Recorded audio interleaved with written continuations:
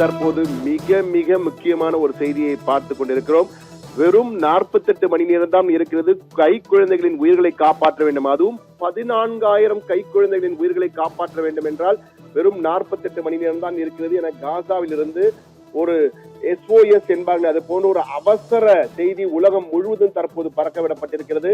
அதுவும் ஐக்கிய நாடுகள் சபையினுடைய மனிதநேய உதவிகளுடைய தலைவர் டாம் பிளெச்சர் அதிகாரப்பூர்வமாக கூறியிருக்கிறார். வெறும் 48 மணி நேரம் 2 நாள் தான் இருக்கிறது, அதற்குள்ளாக எங்களுக்கு உணவுப் பொருட்களுடைய லாரிகள் உள்ளே வர வேண்டும் காசாவுக்குள், இல்லை என்றால் இந்த 14,000 குழந்தைகளை காப்பாற்ற முடியாத சூழல் உருவாகிவிடும்.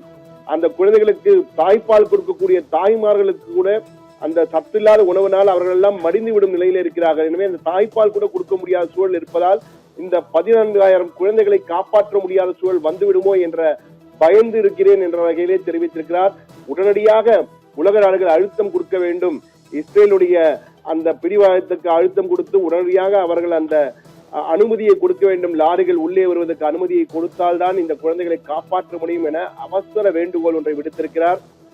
ஏற்கனவே யுனைடெட் கிங்டம், அதாவது இங்கிலாந்து, அதே போன்று கனடா, பிரான்ஸ் ஆகிய நாடுகள் கூட்டறிக்கை ஒன்றை வெளியிட்டிருக்கிறது. அதில் மிக தெளிவாக இஸ்ரேல் பிரதமர் பெஞ்சமின் நெத்தன்யாகு உடனடியாக அந்த மனிதாபிமான உதவிகள் உடனடியாக அந்த காசாவுக்குள் செல்வதற்கு அனுமதி கொடுக்க வேண்டும், இல்லை என்றால் கடும் விளைவுகளை சந்திக்க நேரிடும் என எச்சரிக்கை கொடுத்திருக்கிறார்கள். இந்த 3 நாடுகளும் இஸ்ரேலை ஆதரிக்கக்கூடிய நாடுகள், கண்மூடித்தனமாக இஸ்ரேலை ஆதரிக்கக்கூடிய இந்த 3 நாடுகளும் தற்போது இந்த பிரச்சனையின் வீரியத்தை பார்த்து உடனடியாக இஸ்ரேல் பிரதமர் நெத்தன்யாகு அனுமதி கொடுக்க வேண்டும் என்று கூறுகிறார். அதை அடுத்து தற்போது முதற்கட்டமாக வெறும் 5 லாரிகளுக்கு மட்டும் உள்ளே செல்வதற்கு அனுமதி கொடுக்கப்பட்டிருக்கிறது. அதிலே உணவுப் பொருட்கள், குழந்தைகளுக்கான பால் பவுடர் மற்றும் சத்து பொருட்கள் ஆகியவையெல்லாம் கொண்ட உள்ளே 5 லாரிகளும் உள்ளே சென்றிருக்கின்றன.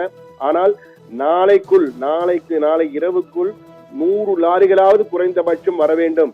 வந்தால்தான் இந்த 14,000க்கும் மேற்பட்ட கை குழந்தைகள் அதே போன்ற தாய்மார்களை காப்பாற்ற முடியும், இல்லை என்றால் இவர்களெல்லாம் இறக்க வேண்டிய சூழல் தான் வரும்.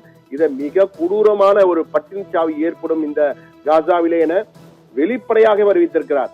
இப்படிப்பட்ட பட்டினி சாவு வரவரும் வரையில் அந்த இஸ்ரேல் கடந்த 11 வாரமாக உள்ளே மனிதாபிமான உதவிகளுடைய செல்லக்கூடிய ட்ரக், உணவுப் பொருட்களை கொண்டு செல்லக்கூடிய லாரிகளை எல்லாம் இஸ்ரேல் அனுப்பவில்லை, தடை விதித்து விட்டது. உள்ளே அனுப்பாததால் எந்த ஒரு லாரிகளும் உணவுப் பொருட்கள் உள்ளே செல்ல முடியாத சூழல் இருப்பதால் தண்ணீர் கூட கிடைக்க முடியாத சூழல் இருக்கிறது.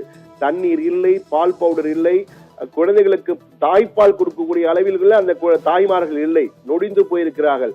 உடைந்து விடுவார்களோ என்ற நிலையில் தான் அங்கு இருப்பதாக அங்கிருந்து வரும் தகவல்கள் தெரிவிக்கின்றன.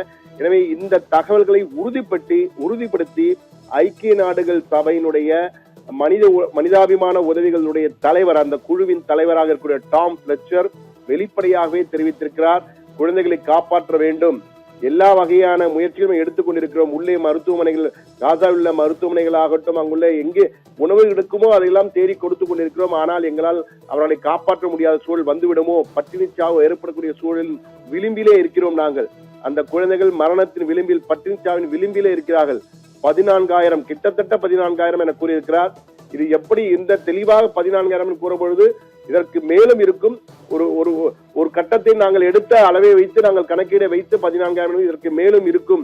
குழந்தைகள் மட்டுமல்ல, தாய்மார்களின் நிலைமையும் இதைவிட மோசமாக இருக்கிறது என்று அவர் சொல்லி மேலும் அதிர்ச்சியை கூட்டியிருக்கிறார். உடனடியாக உலக நாடுகள் விழித்துக் கொள்ள வேண்டும் என்பதுதான் அவருடைய அன்பு வேண்டுகோள்.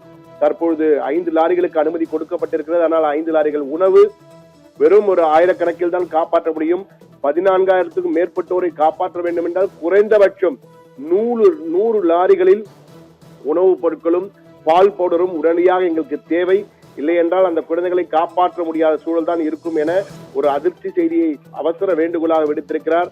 ஏற்கனவே இங்கிலாந்து, பிரான்ஸ், கனடா ஆகிய நாடுகள் தெரிவித்திருக்கின்ற உடனடியாக உதவிகளை கொடுக்க வேண்டும், நெத்தன்யாகு உடனடியாக அந்த அனுமதியை கொடுக்க வேண்டும் என கூறியிருக்கிறார்கள்.